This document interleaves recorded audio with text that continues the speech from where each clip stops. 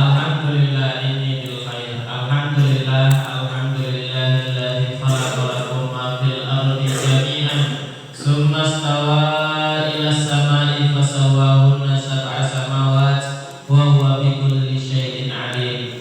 Allahumma shalli ala sayyidina Muhammad wa ala ali sayyidina Muhammad. Fa khairu ma nabtadi'u hadzal barnamaj nursilul Fatihah li mu'allifi hadzal kitab asa an yanfa'ana bi 'ulumihi. Naqra sab'al masani al-Fatihah. A'udzu billahi minasyaitonir rajim. Bismillahirrahmanirrahim. Alhamdulillahirabbil alamin arrahmanir rahim maliki yaumiddin. Iyyaka na'budu wa iyyaka nasta'in ihdinas siratal mustaqim siratal ladzina an'amta 'alaihim ghairil maghdubi 'alaihim waladdallin. Amin ya rabbal alamin. Baik, nasta'in. Kita lanjutkan.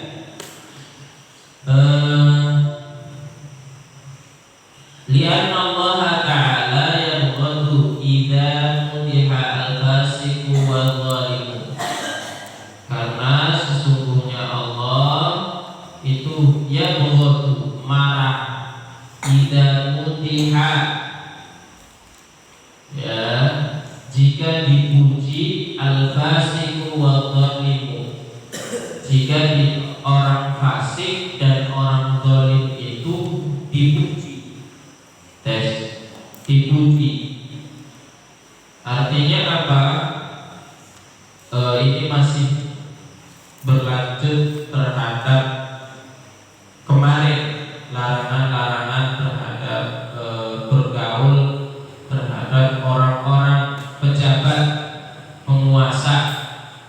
Itu larangan kita bergaul terhadap pejabat dan penguasa yang zalim.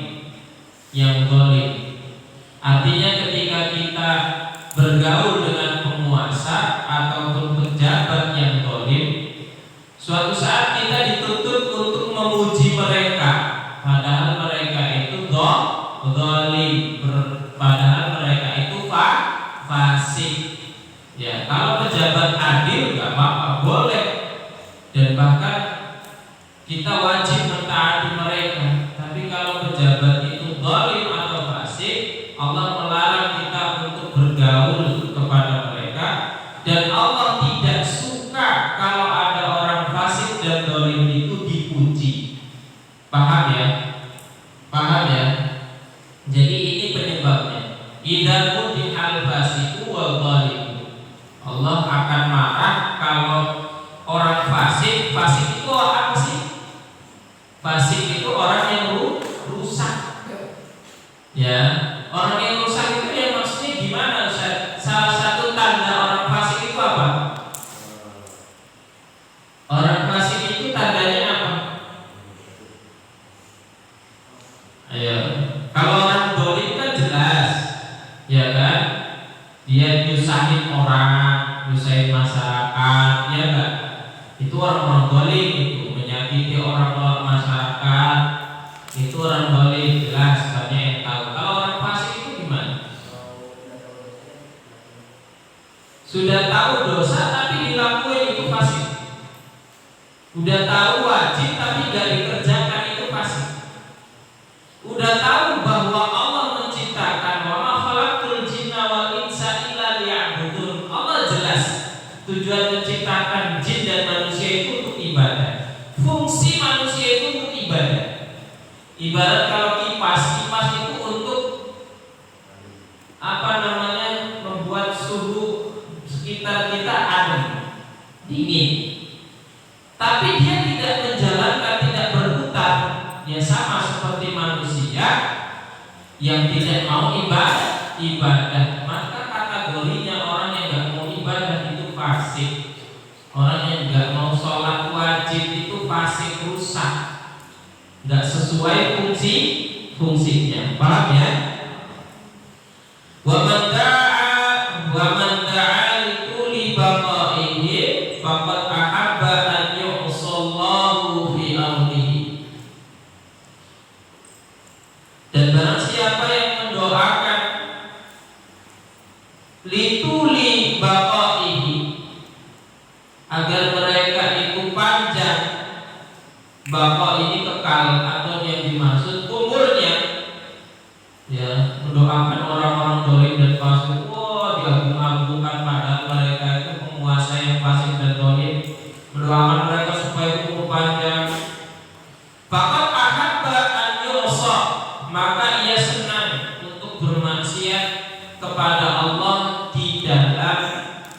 memuji Allah. Jadi kalau kita memuji orang yang zalim, orang yang fasik, itu sama saja kita bermaksiat kepada Allah. Artinya apa? Kita menyetujui kefasikan dan kerusakan itu di muka bumi. Paham ya? Bahkan mendoakan mereka agar umurnya panjang. Justru kalau ada penguasa yang zalim dan fasik, didoakannya jangan umurnya panjang, tapi didoakan supaya mereka kembali menjadi orang yang soleh. Ya semoga bapak umurnya panjang, padahal tahu dia zalim. Semoga bapak umurnya panjang, diberi kekekalan dalam berpuasa, padahal mereka fasik. Berarti sama aja kamu menyetujui kefasikan dan kezaliman itu. Paham ya? Selanjutnya, warabi'u mimma tad'u alla taqbal syai'an min ata'il umara'i wa hadayahu wa in 'alimta annaha minal halali. Nah, bahkan yang keempat, larangan Imam Al-Ghazali ya, alla taqbal, jangan kamu terima syai'an min ata'il umara'i, jangan kamu menerima sesuatu dari pemberian para pejabat, wa hadayahum, dan hadiah-hadiah dari mereka, wa in alimta, walaupun kamu mengetahui, annaha minal halal, bahwa pemberian tadi dari sesuatu yang haram. Nah ini Ustaz garis bawah ini pas kebetulan pemilu pembahasannya ini, sebentar lagi pemilu pembahasannya. Nah kita tahu pejabat tadi ini, kita bahas yang di sini dulu. Kita tahu pejabat tadi fasik dan zalim. Ketika tahu pejabat tadi fasik dan zalim, Allah bahkan Imam Al-Ghazali melarang kita menerima hadiah dari mereka. Tujuannya apa? Tujuannya supaya kita mengasih tahu bahwa kita tidak setuju akan perbuatannya. Walaupun kita tahu bahwa hadiah yang diberi itu adalah sesuatu yang halal. Apalagi jelas-jelas kalau seandainya dia korupsi. Paham ya? Apalagi jelas-jelas kalau seandainya dia korupsi, ketahuan, kemudian tidak kena jerat hukum, ngasih hadiah kepada kita, jelas kita tidak tahu. Nah, ini yang fasik dan yang zalim. Maka kalau seandainya pemilu juga seperti itu, apa hukumnya kalau seandainya ada pejabat? Nah, ini pejabat nih. Nah, ini masuk ke hukum nih sekarang. Apa hukumnya pejabat yang ngasih, mohon maaf, sebelum pemilu biasanya, tahu ya? Apa kalau kita itu sebutnya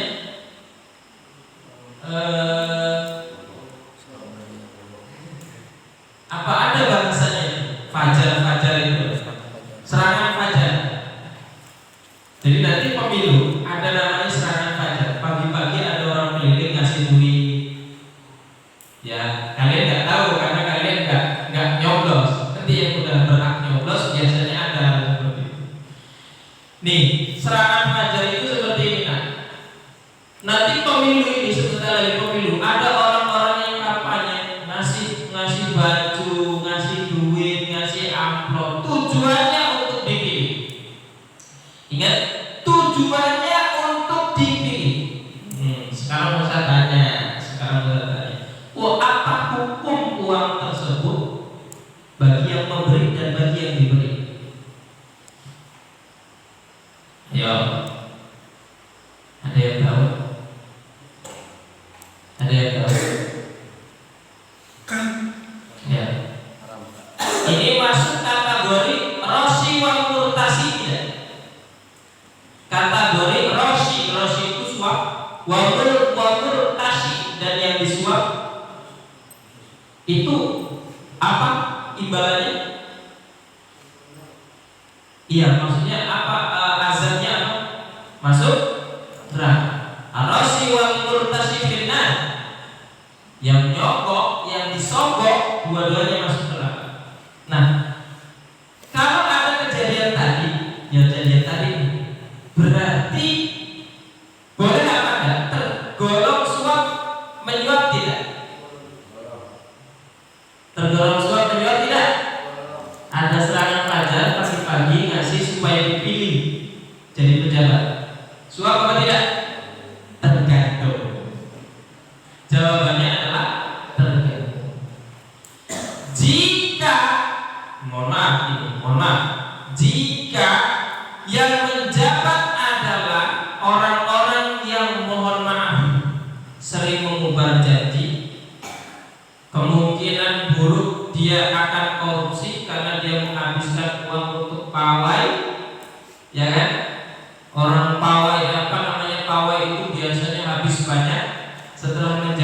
dia akan berusaha mencari bagaimana uang kembali, dan kemungkinan dia akan koruptor, jelas itu jatuhnya haram karena dia sudah menyuap suara rakyat. Rakyat yang memakan itu juga jelas dosa karena itu adalah suapan, hasil suap, dan yang disuap semuanya dosa. Tapi ada yang boleh seperti ini, mohon maaf. Dalam suatu daerah ini, Ustaz nggak membicarakan Indonesia ya, nanti ada yang tersinggung bahaya ya, apalagi ini nanti diupload ke YouTube bahaya. Contoh, dalam satu daerah ada potensi pemimpin yang fasik dan juga zalim, ada pemimpin yang pengen supaya orang tadi tidak jadi pemimpin, dan dia pengen merubah Indonesia, dan dia jujur pengen memajukan negara dan juga bangsa dan juga agama. Namun kalau dia tidak, mohon maaf bahasanya, tidak nyokok ke masyarakat, dia akan kalah. Karena yang zalim ini curang melakukan tindakan ini.